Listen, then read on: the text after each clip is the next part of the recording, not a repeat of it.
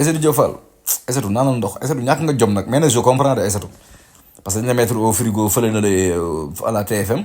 te il faut que tu vives tu vois te maanaam tey ji robinet yi dafa tëj mooy li ma leen wax yéen ñëpp ñi di wax robinet yi daa tëj moo tax quoi tu vois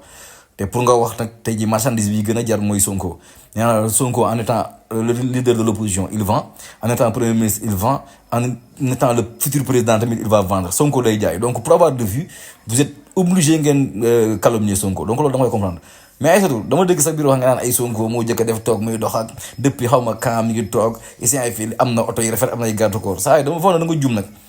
daa mel ni nga laaj sëñ bi rek sëñ bi fan lay jëlee otom fan lay jëlee kii koy bayal toolam ak yooyu taalibe koy jox ñun yoruñu parti tarixa lañu yor barke rasulaay tarixa lañu yor tu vois tarixa lañu yor te sëñ bi duñu gën a gore parce que sëñ bi moo ñu wan leer tu vois moo ñu wan leer te luñ ko defal xeeb nañ ko nag barke alxuraan bu karim donc sëñ bi bu ko neex sama toog muy dox parce que moo ñu ko ji moo mënoon nekk inspecteur des impôts et ay fil 600 hectares yu Thiès yi mu koy dagg ñu ko siy jox ici ay fil toog nekk inspecteur des impôts sàcc ak xelam bu mu yor Macky Sall oo ko mu dugg sacrifice sénégalais yi bu butee loolu gaz jar 1 million wala 2 millions yoonam nekk ko ci parce que am na xaalis tu vois mu bàyyi loolu yëpp ne yéen taalibe yéen a tax may sonn waaw donc kon koy kooku duñu gën a gore donc koy bu toogee fii boobu muy dee xama la Sonko de mais surtout Sonko sax ku ne yow bokk nga ak Sonko seen ñaari papa bokk sax bu ñu laajoo ñu jox ko da sëñ moo ñu jox loolu noonu barke bi loolu moom fekkee moo lay rey di nga dee quoi barke Rasulullah Aïssatou Diop Fall gis naa la tamit ngay attaqué Pape Alé Niang quoi